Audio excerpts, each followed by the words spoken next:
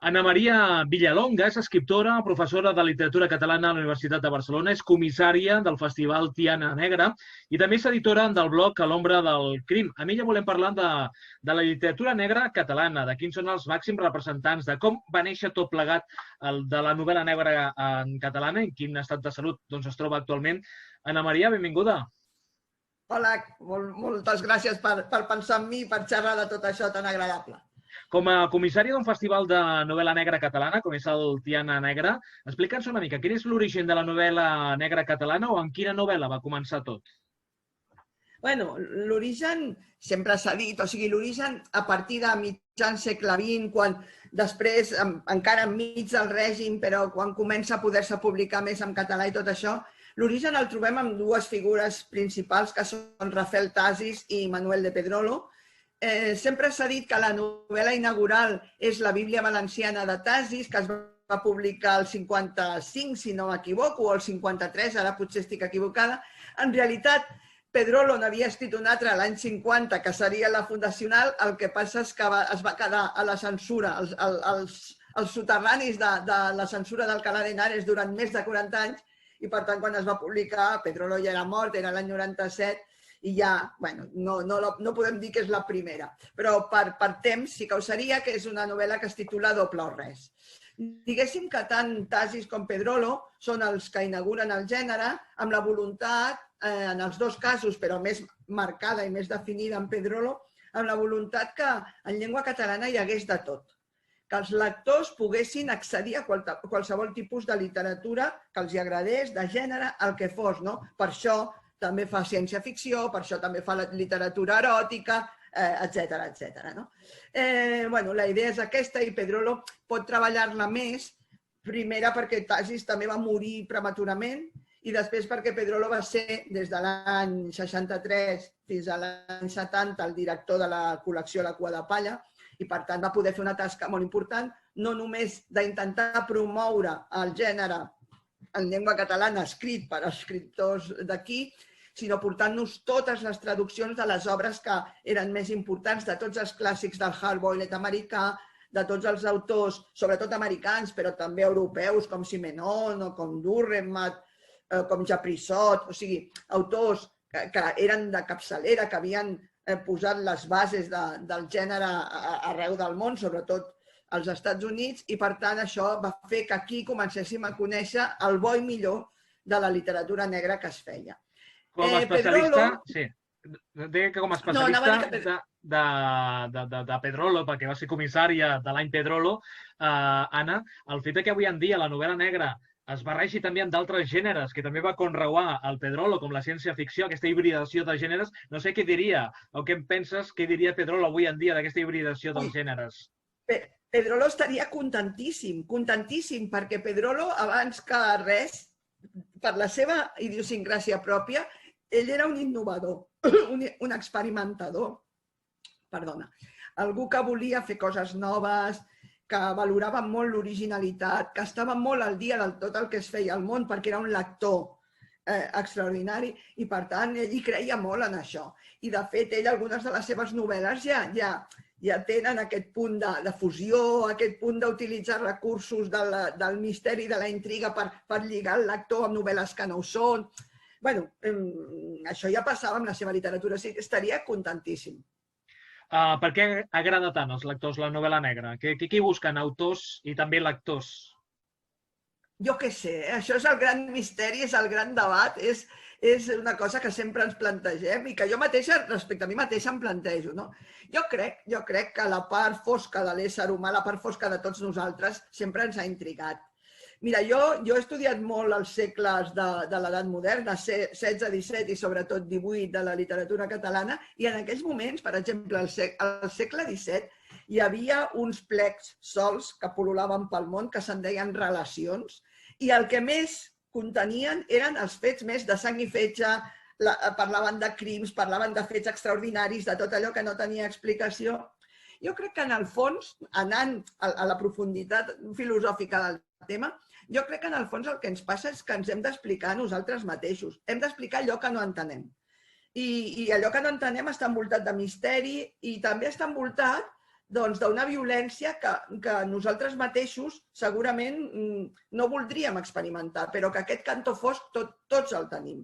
Jo penso que és això, no? Aquesta atracció per l'abisme, aquesta atracció pel morbo, que ens agradi o no, no la podem defugir.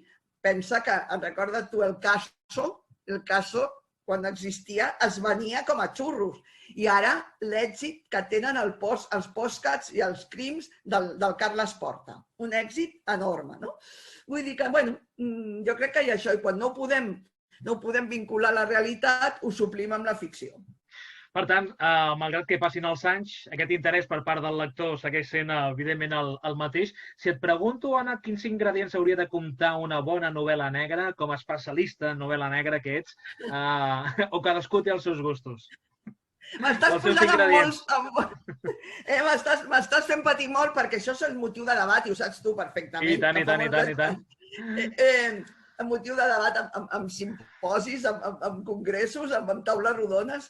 Home, cadascú té la seva idea, però jo crec que hi ha algunes coses bàsiques. Al meu entendre, en primer lloc, ha de ser un gènere on no hi hagi res superflu, on les històries, tot allò que expliquem, tingui una raó de ser.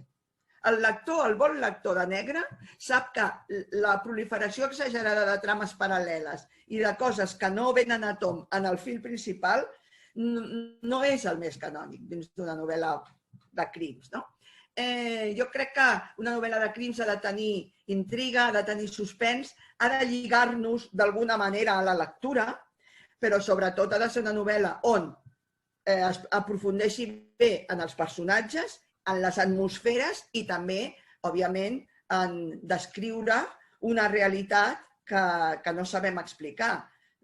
Avui en dia s'ha parlat molt que la novel·la negra és al final la novel·la realista d'aquest temps, la novel·la amb un rerefons social, que posa damunt la taula les grans xacres de la societat. I jo amb això hi crec. El que passa és que no només. Penso que també hi ha un cantó lúdic, d'entreteniment, que apel·la a aquesta part que ens agrada de mantenir-nos lligats, de què passarà. Bueno, jo crec que és una mica tot això el que ha de tenir una bona novel·la negra. Per mi és molt important treballar bé els personatges. Això és importantíssim i per això hi ha personatges de grans autors i de grans autores que els recordem i que esperem quan continua una nova història. Has participat en la publicació de literatura criminal femenina Elles també maten, l'any 2014, Noves dames del crim, publicades a Llibres del delicte, i també un homenatge a la gran Patricia Highsmith. Quina diferència hi ha entre les novel·les negres creades per dones i per homes, o els personatges masculins i femenins? Avui el Jordi Milian ha decidit fer-me patir molt. A veure, jo hauria de dir que no hi ha diferència. I de fet, et diré que s'han fet experiments i s'ha donat a gent, a lectors, fragments d'obres, sense dir-los qui és l'autor, i no han sabut, en la majoria de casos, no han sabut dilucidar si ho havia escrit un home o ho havia escrit una dona. I per tant, jo hauria de dir que no hi ha diferència. I en molts casos no hi ha diferència. Ara, la meva experiència amb tots aquests relats, estudiant aquests relats, perquè jo amb els relats d'Elles també maten i de Noves dames del crim he fet estudis seriosos amb un projecte de la Universitat de Barcelona, del qual jo formava part, de literatura criminal de dones, jo sí que trobo algunes diferències. No tant en la manera d'escriure, o sigui, amb l'estil i amb la part formal, no, però sí que ho trobo més en el rerefons de les històries. Penso que, per exemple, en general, perquè això sempre és en general, a les dones els interessen més coses que toquen a terra, amb les quals es poden sentir més identificades. És més difícil que no impossible, però és més difícil que una dona parli del narcotràfic o que es fiqui amb els baixos fons de manera molt bèstia o que faci una exaltació una mica massa expressiva de la violència. Tot això no és el que freqüentment interessa més a les dones. Crec que a les dones els interessa més parlar de temes més propers, no domèstics, no vull dir res de domèstic ni res de quotidià, però em refereixo a temes que ens poden afectar més directament. Vull dir, un narcotraficant, la gent normal, en principi, com nosaltres, difícilment el tractarem, no? Però, en canvi, sí que podem viure un desastre horrorós, un crim al pis del costat, no? I que el marit mati a la dona o que es barallin dos germans i es matin. Bueno, una mica per això. Després també hi ha una altra cosa, i és una certa tendència de la literatura masculina a encara cosificar molt el cos femení. Amb violacions, amb les descripcions dels cadàvers. Això ho hem parlat molt nosaltres amb moltes trobades negres, no? I això una dona ho fa més difícilment. Un home es complau més en descriure això, sobretot quan la víctima és femenina, en descriure la cosificació aquesta bastant sexualitzada del cos femení. Veus com hem trobat diferències i, evidentment, aquesta pregunta te'n faig una altra de més fàcil. Si parlem de personatges, quins serien els personatges per tu que t'han captivat més? Ja sigui novel·la negra catalana o sigui novel·la estrangera. Després et preguntaré per autors, autors de novel·la negra catalana, quins noms els destacaria. Sé que també és difícil per la gran amistat que tens amb molts d'ells, però evidentment hem de fer una tria, no? Però en quant a personatges, que parlaves abans que és molt important el personatge, que amb això ja estem evidentment d'acord, un personatge que tingui moltes novel·les, una llarga trajectòria de 20-25 novel·les, com pot ser Montalbano o pot ser el comissari Brunetti o fins i tot el Wallander, per tant, coneixem prou bé el personatge. Quins serien aquests personatges que diries, home, aquests l'hem de llegir sí o sí? Bueno, això que hem de llegir sí o sí no m'atreveixo a dir-ho perquè els gustos són molt eclèctics i la veritat és que el que m'agrada a mi no té per què agradar més als altres. Ara, a mi hi ha hagut 3 personatges d'aquests serials, diguéssim, perquè després jo he trobat personatges que m'han encantat amb novel·les que no són de sèrie. Per tant, hi ha molts personatges que m'han cridat l'atenció amb novel·les concretes que no han continuat. Però jo diria que jo en tinc 3 de principals que m'agraden molt. Un és el Kurt Wallander. A mi m'agrada la bona novel·la nòrdica, m'agrada molt, perquè aquells ambients foscos, de fred, de desesperança, de desencís, de poc... Vull dir, una vida... A mi m'agrada, M'agrada més que veure el Montalbano, asseure's a una taula i menjar. Vull dir, no hi lligo tant jo amb aquesta cosa mediterrània. M'agrada més la germànica, la nòrdica, més fosca, més típica del negre, com si diguéssim, no?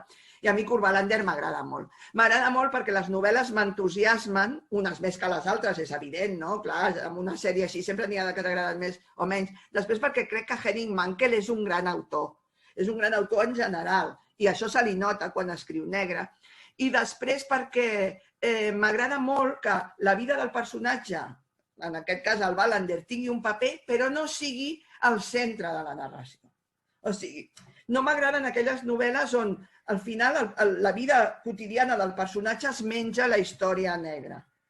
En el cas del Kurt Wallander crec que no. Crec que la història té un paper, la seva vida té un paper i el veiem envellir i el veiem deteriorar-se i veiem els seus conflictes amb la filla i tal. Ho veiem tot, però alhora el més important és cada vegada el cas que explica. I també són casos que denuncien, posen damunt la taula la suposada fragilitat també de l'estat del benestar suec, sobretot a la zona del sud, a la zona d'Escània, que és una mica el germà pobre de Suècia. A mi m'agrada molt Wallander. Després, un altre que m'ha agradat sempre des de molt joveneta i molt és la Sue Grafton i el seu personatge de la Kinsey Millhone.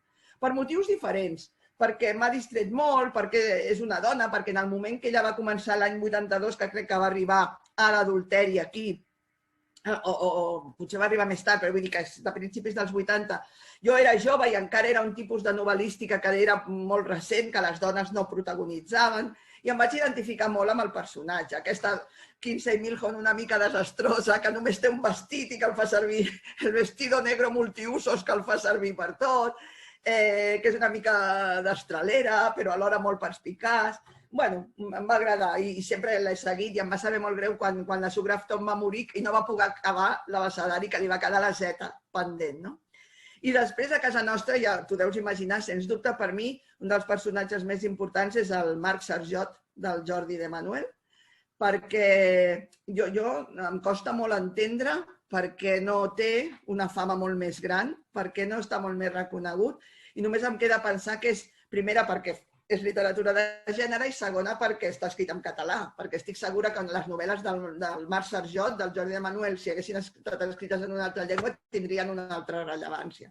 I jo crec que crea un personatge extraordinari crea un personatge extraordinari que jo me'l conec de cap a peus. Aquest home, que aquest sí que és un desastre, amb la seva gabardina feta pols, una mica com el Colombo català, amb aquesta fusió lleu futurista amb la ciència-ficció, on la perspicàcia del Jordi de Manuel queda claríssima perquè fa una sèrie de coses, de premonicions que després s'han complert i crec que tothom l'ha de llegir, està clar.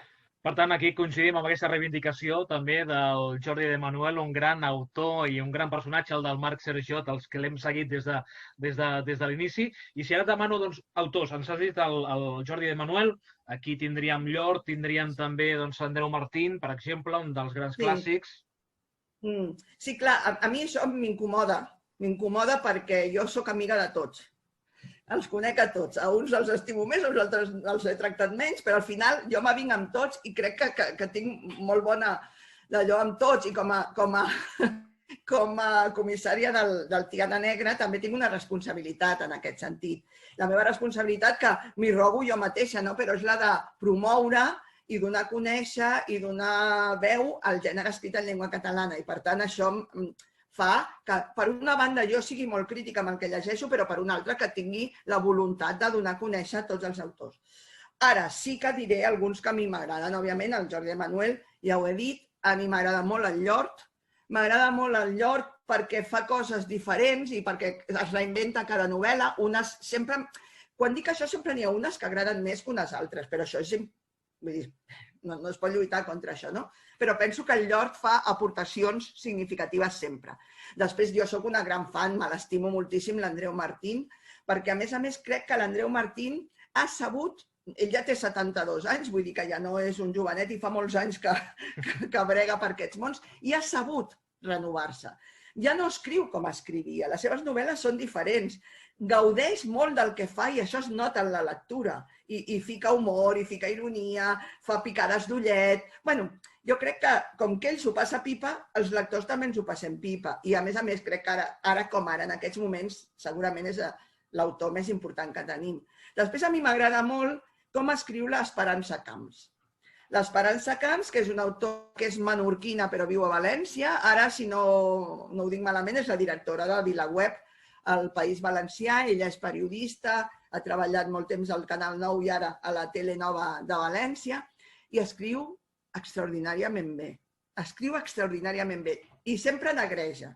O sigui, unes de les seves novel·les poden ser més explícitament negres i unes altres no tant, però sempre negreja. I jo crec que és una autora a reivindicar i que tampoc no m'explico com no és molt més coneguda. També m'agrada l'aportació que fa la Núria Cadenes, que escriu diferent, també arrisca i, per tant, m'agrada.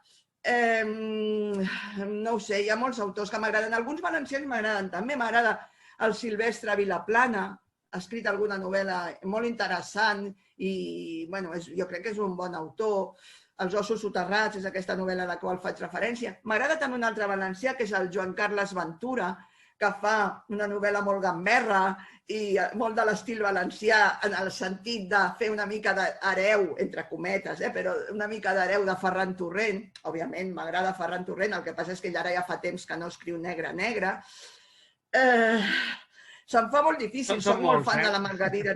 Sí, soc molt fan de la Margarida Aritzeta, òbviament, ja no cal ni dir-ho, vull dir, de tots aquests clàssics que ara per mi ja són clàssics moderns, encara que estiguin creant en aquests moments.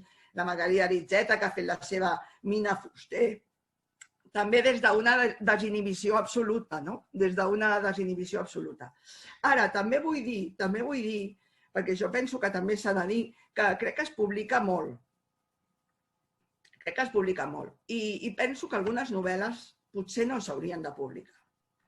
Penso que per reivindicar el gènere, donar-li entitat i poder defensar a boca plena que està en plenes condicions, també penso que algunes novel·les no s'haurien de publicar. Jo entenc que les editorials també són un negoci, la gent ha de viure i que és un moment difícil i que en realitat es venen pocs llibres i per tant les editorials proven a veure aquest altre.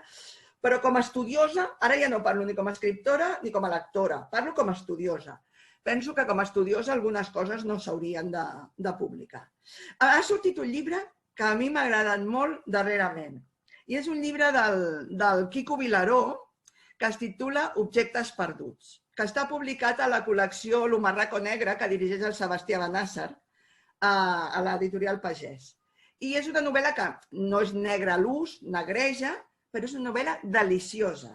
I crec que a tothom que l'ha llegit li ha agradat i d'alguna manera la volia reivindicar, perquè penso que s'ha de donar a conèixer.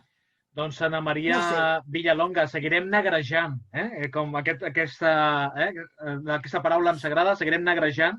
Moltíssimes gràcies per la teva aportació, perquè ens has donat això, moltes idees del que és la novel·la negra, dels orígens de la novel·la negra catalana i sobretot de com està el panorama actual, que amb això també coincidim, que es publica molt i que potser tot el que es ven com a novel·la negra no ho és.